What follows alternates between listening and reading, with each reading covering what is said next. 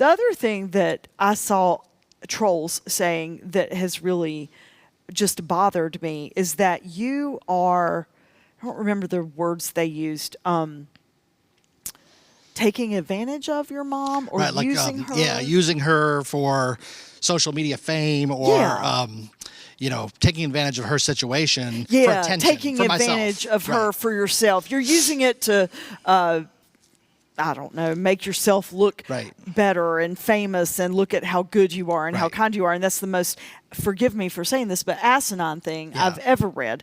So tell us how you came into being with your social media. Well, I've always put silly stuff with my parents on my social media. And tell us about Betty. Like, she was famous on social media a long time ago. Because I made videos. She used to love Aldi's, the grocery store, and we made some mock Aldi's commercials. I put her in front of a camera, and she said silly things. Probably, I think that was before we knew she was sick, but she was silly enough to go along with it. And we put those on YouTube, and everybody had good laughs, and we used to joke about someday. And she loved it. We thought someday you're going to be famous. She would show them to you. You're going to be on the Today Show with the silly Aldi's commercial or something that she did, because she just, everywhere she went, she loved to tell people about how good of a deal it was to shop at Aldi's. Right, that was and why she meant it. She meant it, right. The eggs were 99 cents or whatever.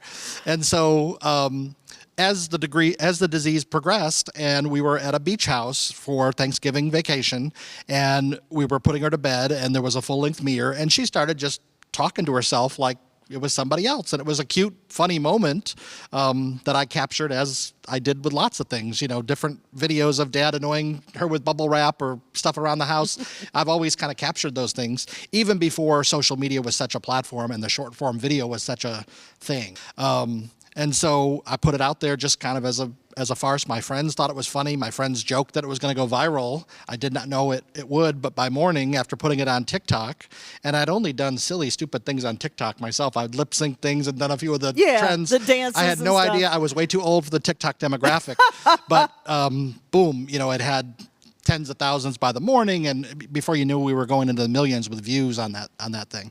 And then the silliness changed to me that weekend when people started reaching out and telling me about their loved ones that had the disease and that their loved one had done this, and they wanted to see more of my parents, my mom in particular, to see what else life was like with her.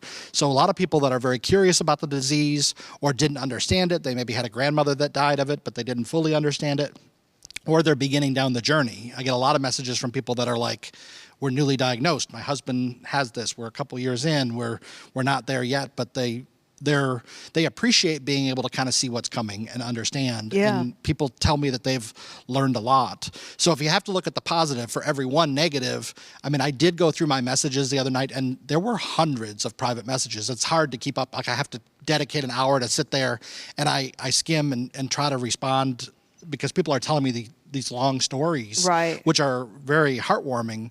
But we did quickly kind of see that we're actually kind of helping people understand. Absolutely. Understand.